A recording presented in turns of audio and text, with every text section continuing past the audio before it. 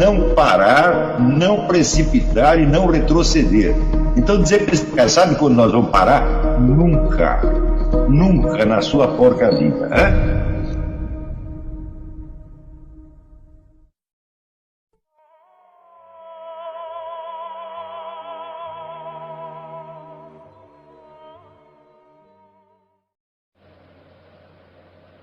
Logo no início da minha vida, eu observei que eu tinha dois tipos de emoções. Umas eram causadas pela situação, por aquilo que eu estava percebendo objetivamente. Por exemplo, quando um sujeito me assaltou na rua, encostou a faca na minha barriga e perguntou se eu era cearense. Eu falei, pô, e agora como é que eu vou saber? Cearense é ele ou cearense é o cara que ele quer matar?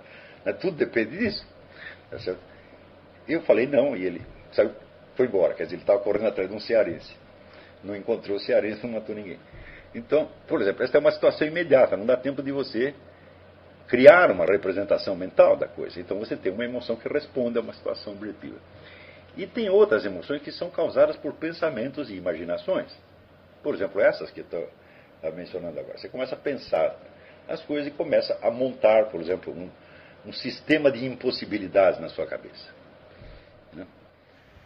Às vezes eu, por exemplo, convido pessoas para vir aqui, né? Ou pessoas daqui mesmo, que moram em outro estado, ou que moram no Brasil, eu digo, vem passar um tempo aqui, você vai ser feliz, nós vamos conversar, aqui tem um monte de livro para você ler. Tá?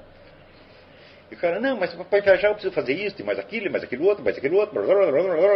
Isso ele precisaria resolver a vida inteira dele, antes de ele fazer uma viagem que só pode lhe fazer bem. Então você constrói aquele sistema de impossibilidades e isso evidentemente causa uma emoção depressiva. Ou quando você começa a imaginar coisas que podem acontecer. Não é isso? Por exemplo, você tem um inimigo, ele te odeia, bom, ele pode estar atrás da porta, ele esperando com uma faca ou com um revólver, ele pode mandar uma carta-bomba, ele pode botar um veneno na minha comida, ele pode sequestrar meu filho. Você começa a pensar tudo isso, você fica com medo, evidentemente. Então, eu comecei, vamos dizer, a separar, vamos dizer, a ideia do que era exatamente a emoção, do que era o conteúdo representativo que a provocava. Vocês vão se lembrar daquilo que eu mencionei nas primeiras aulas, o teste com o baralho, as cartas vermelhas e azuis. E você vê que ali há evidentemente uma emoção envolvida. Tanto há uma emoção que aparece o suor na mão do sujeito, que é, vamos dizer, uma das marcas mais características de uma emoção.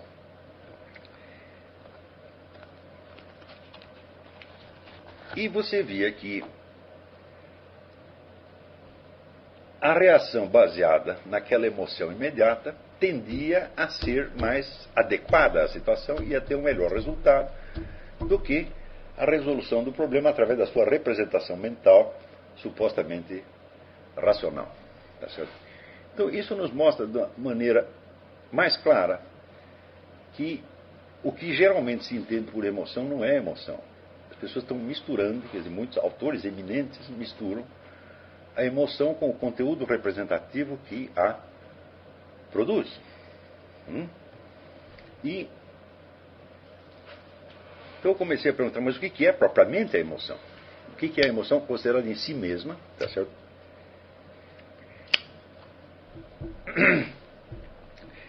Vamos dizer, liberada da confusão com os elementos representativos.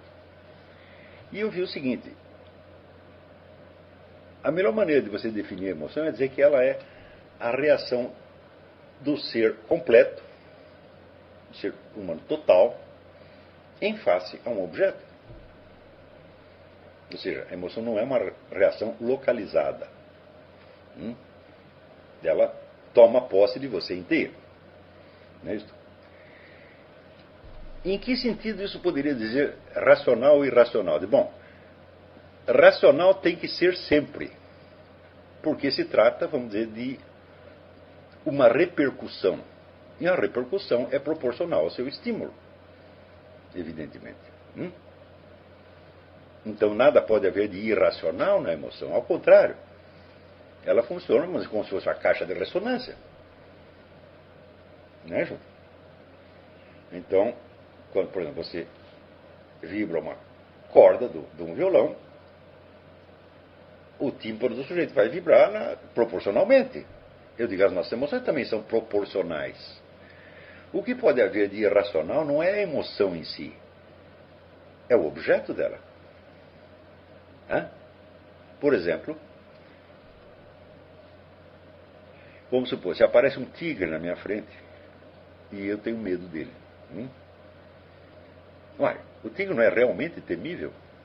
O tigre vem a mim com alguma boa intenção? O tigre chega assim pensando, não, está aí o sujeito, ele está encrencado, eu vou emprestar um dinheiro para ele. É isso que o tigre vem fazer? Não, ele vem comer você. Então você ter medo do tigre é a resposta adequada. Mas eu posso simplesmente pensar num tigre. E não tem tigre nenhum e fico aterrorizado. Ou seja, a emoção responde proporcionalmente ao objeto. Agora, quem coloca o objeto para que a emoção responda? Pode ser a percepção, pode ser a imaginação. A percepção pode cometer algum erro por deficiência de atenção. Quer dizer, você prestou atenção pelo lado errado e você obtém, então, uma percepção inadequada da situação. E a sua emoção vai responder proporcionalmente ao que você apresentou a ela, que é uma percepção inadequada. Não é isso? Por exemplo, você ouve passos e você supõe que é um ladrão que está dentro de casa. Isso foi um raciocínio que você fez. O raciocínio é que está errado. E a emoção responde ficando com medo. Eu digo, mas a culpa é dela? Não. Foi o seu raciocínio errado que provocou a emoção. Então, a percepção você pode cometer algum erro na percepção, não na percepção em si, mas no raciocínio com que você a representa. Então você oferece uma imagem errada para a emoção. Agora, se o objeto apresentado à emoção é puramente imaginário, foi totalmente construído por você, então é claro que a margem de erro é maior. Acontece que na vida nós não podemos nos orientar somente pelas percepções. Tem muitas coisas que nós não vemos, mas a respeito das quais nós temos que tomar alguma atitude. Então nós temos que representar imaginativamente a situação. E aí você pode cometer erros e você vai oferecer, então, a você mesmo uma representação errada e a sua emoção vai responder proporcionalmente.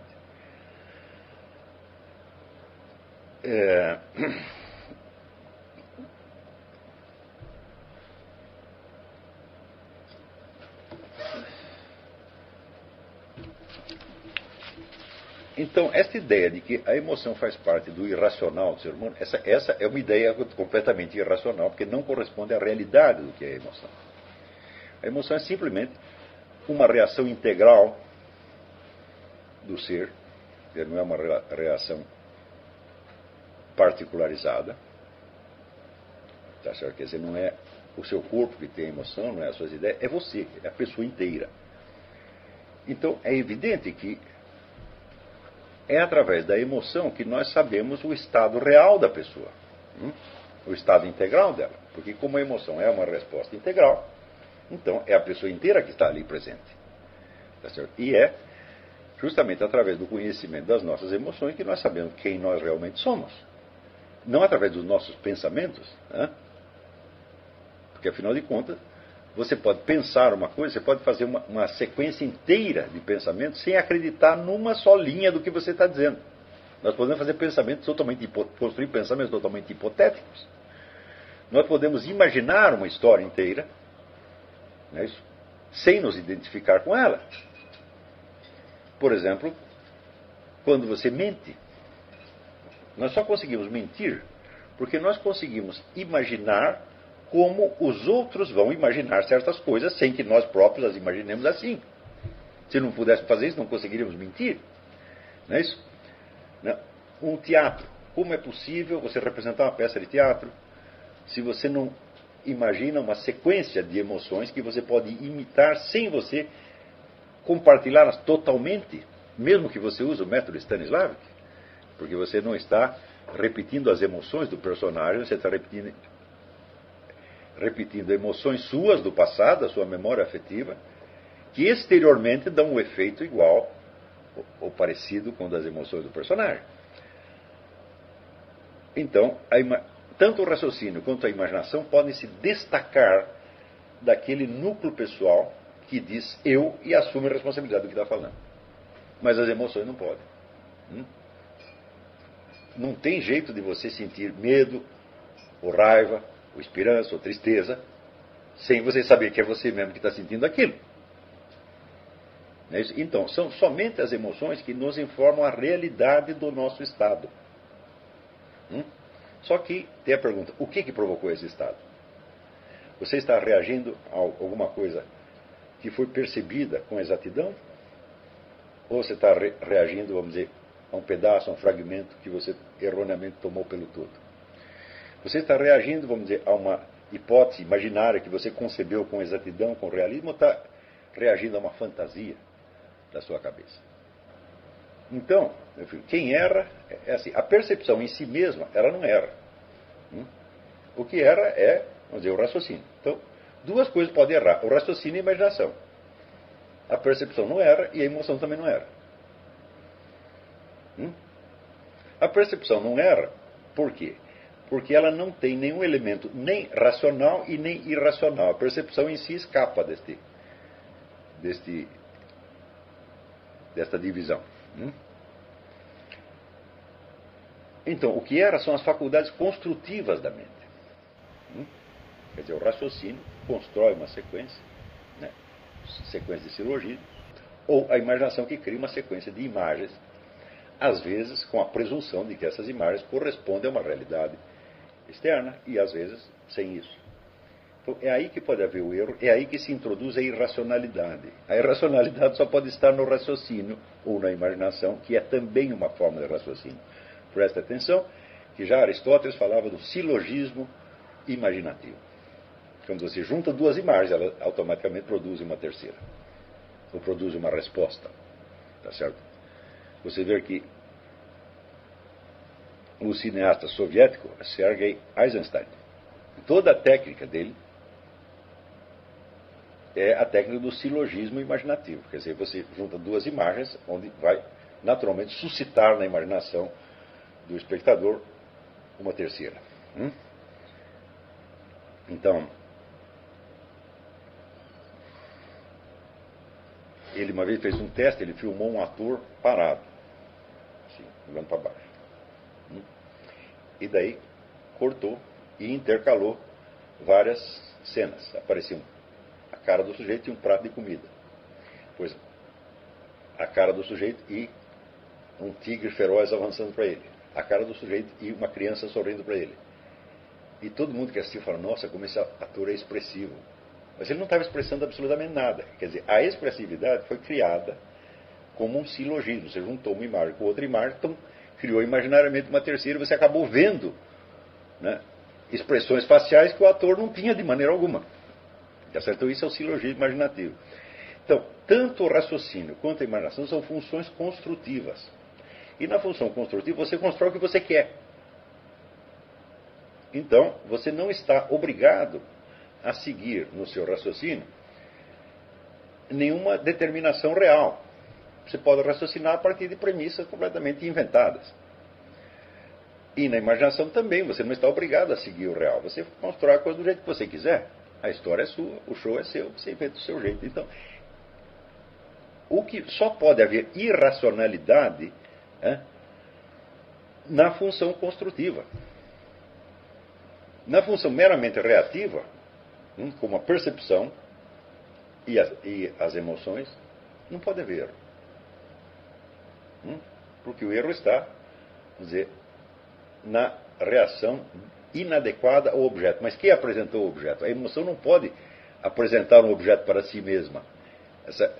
O objeto só pode vir ou da percepção, ou do raciocínio, ou da imaginação. Então você vê, este é um erro que se consolidou por muitos anos. Há muitos séculos, desde o tempo de Descartes, tem essa coisa de que as emoções são a parte irracional. Se você começa a interpretar as coisas assim, você vai ser levado a tantos e tantos e tantos e tantos erros. E o primeiro dos erros vai ser que você vai interpretar o teste do baralho ao contrário.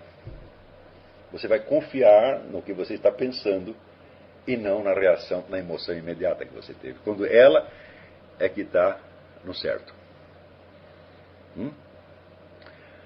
Ora, esta concepção das emoções como uma parte irracional, ela remonta precisamente a René Descartes. E René Descartes, como nós estávamos vendo na última aula, é o filósofo mascarado. Ele é exatamente como Maquiavel. Nós não estudamos aqui nesse curso a minha apostila sobre Maquiavel, né? Ainda não, mas nós vamos estudar. Eu estou em outros cursos. Inclusive, nas últimas semanas eu fiz uma série de modificações, acrescentei uma série de coisas, tirei outras, então nós temos uma versão mais confiável do meu estudo sobre Maquiavel. Que é um autor ao qual não dediquei muito tempo. Quer dizer, a obra inteira de Maquiavel é pequena, embora haja um número enorme de livros sobre Maquiavel. Vamos dizer, a totalidade dos livros verdadeiramente importantes sobre Maquiavel são uns 20. Então, em 3 ou 4 meses dá para você matar o assunto Maquiavel. E tudo que eu consegui aprender no meu estudo dos textos do Maquiavel e dos livros que eu li a respeito, está ali registrado naquela apostila. Com relação ao Descartes, eu fiz 2 escritos sobre ele, mas eles ainda não têm, vamos dizer, não têm conclusões finais, porque ainda falta eu ler algumas coisas importantes sobre Descartes, alguns livros importantes sobre Descartes que existem. Então, as conclusões eles são parciais.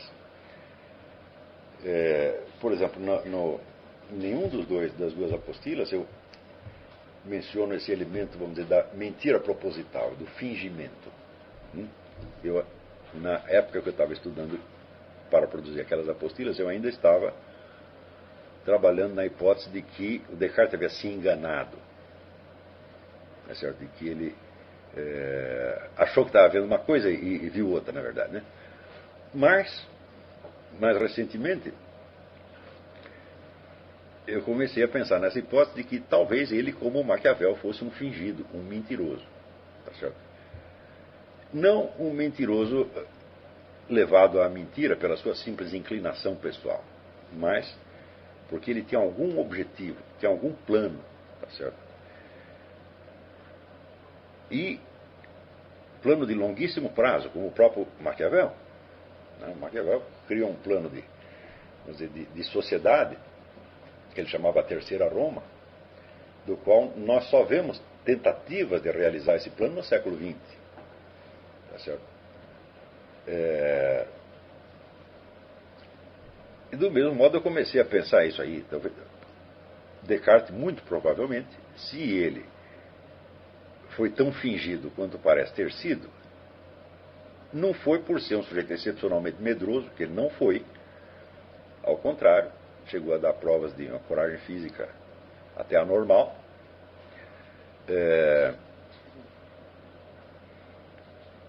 E também sustentou muitos debates com os contemporâneos, nos quais ele geralmente se saiu bem. Também não tinha muitos motivos para temer a Santa Inquisição pelo fato de que ele morou na Holanda e na Suécia, né? De países onde a Santa Inquisição não tinha penetração alguma e nenhum mal podia lhe fazer. Podia no mais fazer uma fofoca a respeito dele. Inclusive na Suécia ele fez uma amizade com a rainha da Suécia, a rainha Cristina, que no começo o deixou, vamos dizer, ele não tinha nada para fazer na corte da Suécia, ele tinha o tempo todo livre, né, com um estipêndio lá, a rainha pagando para ele todo mês, para ele gastar no que ele quisesse, casa, comida, roupa lavada, tudo, né?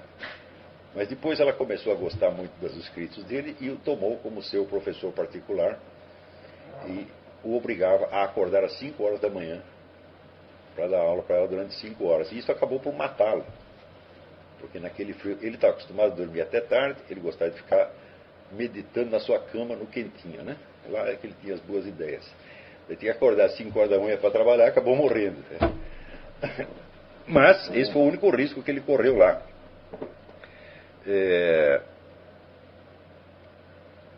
A gente vê que às vezes ele cita o caso Galileu, que aconteceu em vida dele, a condenação de Galileu. E muitos biógrafos dizem que ele ficou aterrorizado com isso, mas eu não acredito muito, porque, primeiro, a condenação de Galileu foi um nada. Galileu foi condenado aqui. A propósito, vocês não podem esquecer que Galileu era afilhado do Papa. E ele foi condenado, na verdade, porque ele ofendeu o Papa.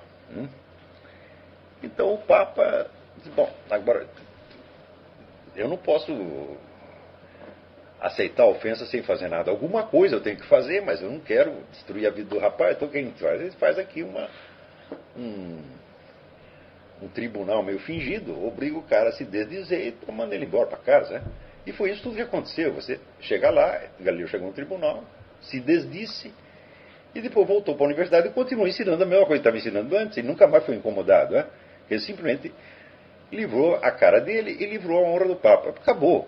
Isso foi tudo. Quer dizer, fazer disto aí um martírio, né, como fez o Bertolt Brecht na peça dele, Galileu Galilei, é claro que é uma palhaçada. Quer dizer, é um dos muitos elementos de fingimento e de teatralidade que nós observamos no começo da modernidade. É o famoso caso Galileu. Como também é um outro caso de teatralidade fazer de Giordano Bruno um mártir da ciência. Porque Giordano Bruno jamais estudou nenhuma das ciências modernas e tinha horror dela, tinha horror de matemática, horror de física, horror dessas coisas todas. Tá certo? Ele era um típico intelectual medieval, dedicado à retórica, às letras, essa coisa toda. E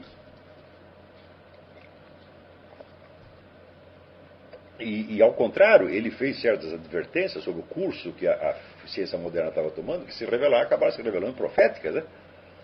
Então, somos os grandes críticos da ciência moderna.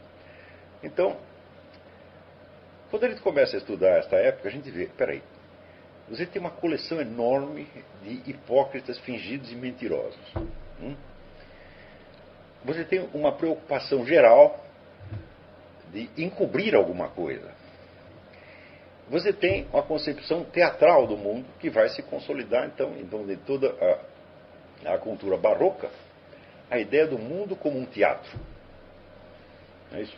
É a imagem mais constante.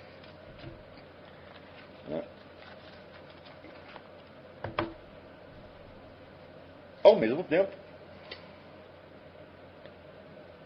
é nessa época que surgem os anfiteatros nas escolas de medicina, onde se monta uma classe exatamente como se fosse um teatro, e tem um palco que tem lá um médico dissecando um corpo humano, né? E em volta pendurar todos os emblemas da vida e da morte, né? Caveiras, órgãos, etc, etc. Inscrições latinas e... Então, você tem também é aí que se cria toda a estética da corte moderna, onde se procura criar a figura dos monarcas de modo a torná-los como se fossem popstars. Então, espera aí, os elementos de fingimento e teatralidade são tantos e tantos e tantos e tantos e tantos que deve haver algo disso no conteúdo mesmo das filosofias. E quando você vai procurar, fala, Reise, não é que está lá mesmo? Então, isso quer dizer que se você estuda as filosofias dessa época apenas pelo seu conteúdo explícito, sem levar em conta este elemento de fingimento, você não vai entender nada. Se você estudar pelo método Léo Strauss percebeu esse elemento de fingimento, mas ele explicou sempre isso como medo de uma punição, de uma perseguição exterior. E que nos casos onde houve realmente perseguição, ela foi praticamente nula. Por exemplo, Spinoza foi excomungado da sinagoga, mas ele não ia na sinagoga mesmo. Quer dizer, para ele foi um alívio ser excomungado agora, não tem que mais essa porcaria, fica esse rabino me amolando. Né? Galileu teve que dizer uma frase e voltou para casa e continuou fazendo a mesma coisa. Né? Então, O único sujeito que sofreu alguma coisa mesmo foi Giordano Bruno, que não participava desse ciclo moderno, que era um cara completamente às antigas, né? E que sofreu não por causa das suas doutrinas, mas por prática de bruxaria, que é uma coisa completamente diferente, né? Então, eu levantei a seguinte hipótese: quem sabe esse elemento de fingimento não responde a um temor imediato de algum perigo, mas responde a algum objetivo de longo prazo que só pode ser realizado por meios camuflados. Quando você vê o efeito que essas filosofias tiveram nos séculos seguintes, você vê que esse efeito foi exatamente aquele que, se revelado, se percebido e revelado imediatamente, teria de fato trazido perigo a eles. Se a pessoa percebesse o que esses camaradas estavam tramando, eu acho que teriam matado todos. E não teria sido má ideia. No caso de Descartes, a ideia é o seguinte: criar uma superfície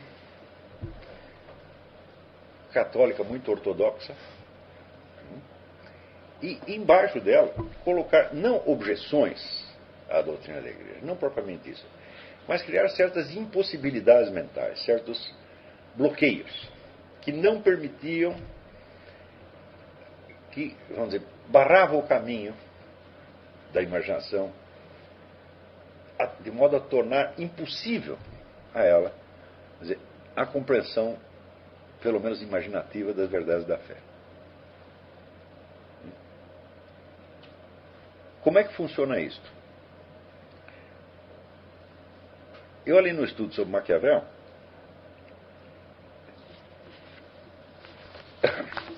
eu notei que Maquiavel tem uma técnica de apresentar o seu argumento de tal modo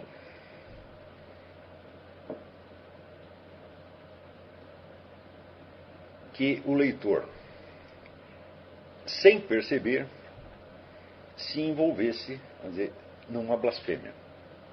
Você se tornar uma espécie de blasfemador inconsciente. Não vê que você aceita aquele raciocínio. Por exemplo, quando ele diz, mais tarde nós vamos estudar isso com cuidado, ele diz que a igreja decaiu muito e ela se afastou da pureza do seu ensino originário. Isso ele diz num pedaço da obra. Num outro pedaço,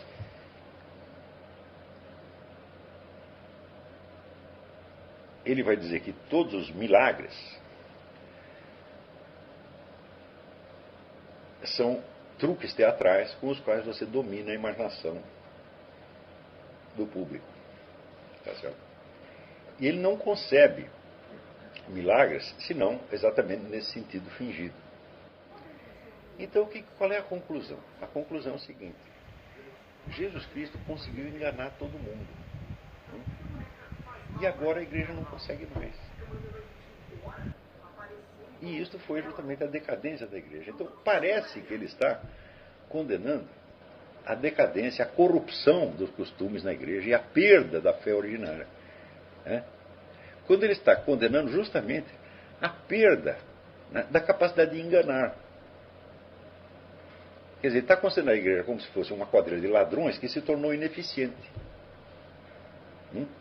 Quando você acompanha o raciocínio na superfície, o outro raciocínio está embaixo. Quer dizer, a linguagem que ele usa para condenar a decadência da igreja é a linguagem de qualquer moralista contemporâneo. Na época havia centenas de autores, né, que desciam o cacete no clero, falando: pô, vocês estão tudo um bando de vigaristas, estão tomando dinheiro das pessoas, estão enganando, vocês nem rezam missa mais, vocês não acreditam mais nada disso, vocês estão só enganando as pessoas. Então ele usa essa mesma linguagem, que inclusive, você verá, a teologia da libertação usa isso hoje.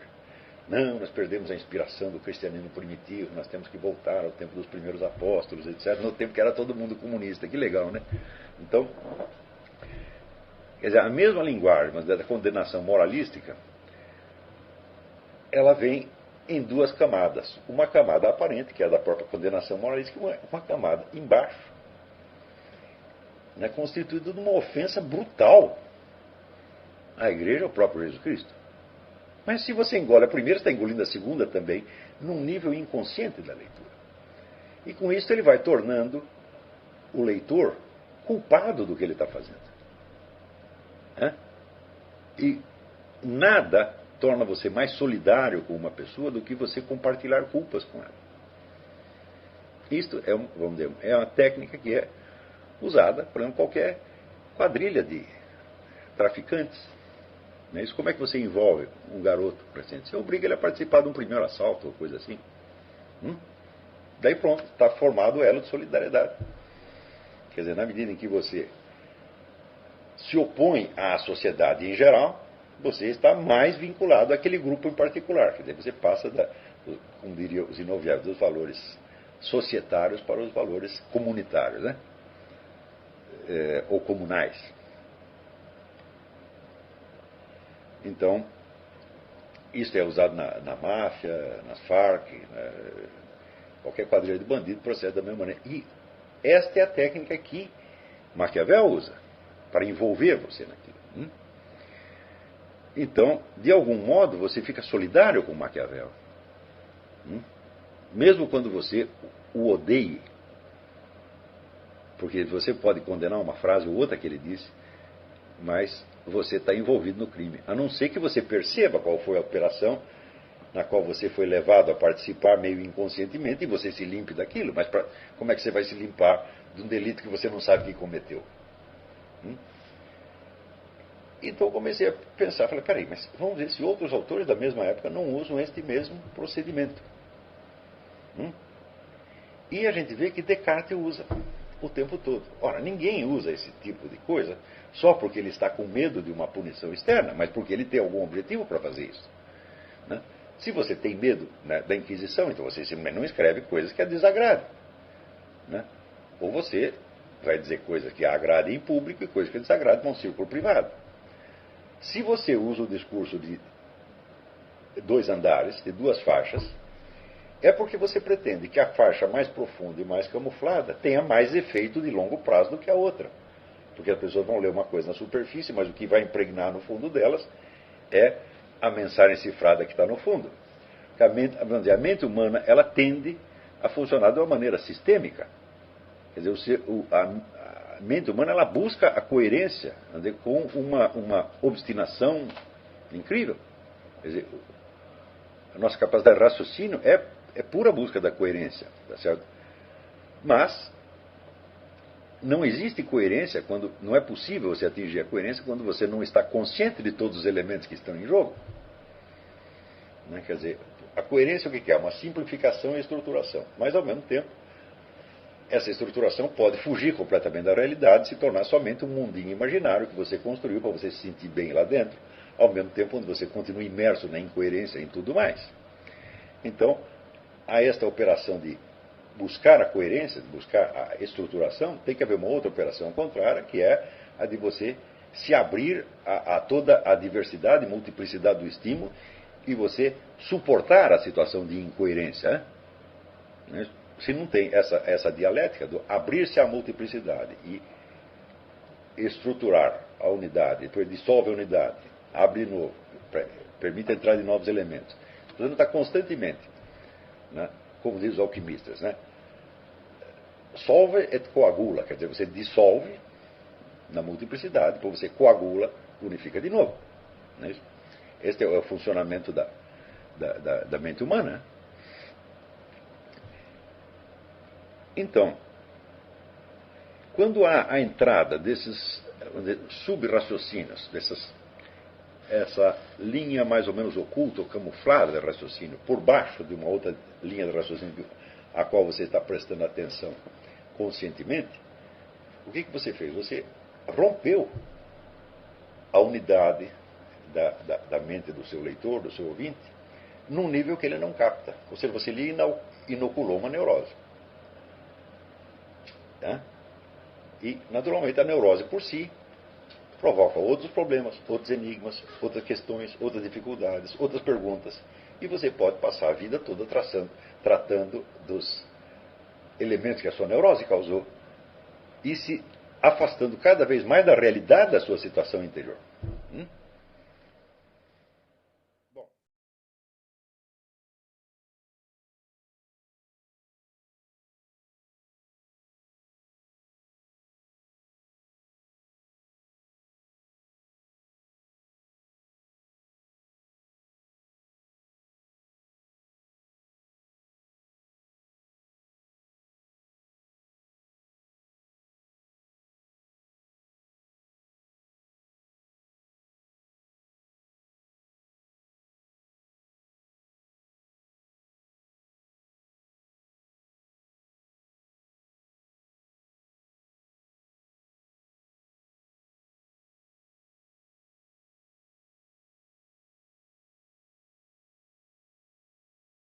E aí, pessoal, tranquilo? Então, se inscrevam no canal, comentem, curtam, compartilhem.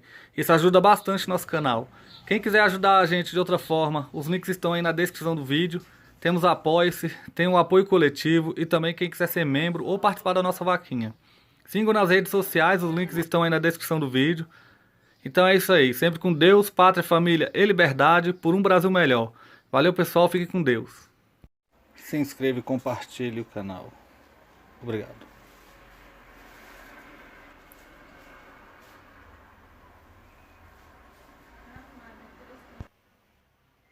Olavo tinha e sempre continuará tendo razão. Apoiem o canal e ajude a gente a continuar aqui no YouTube e nas outras plataformas. Obrigado. Fique com Deus.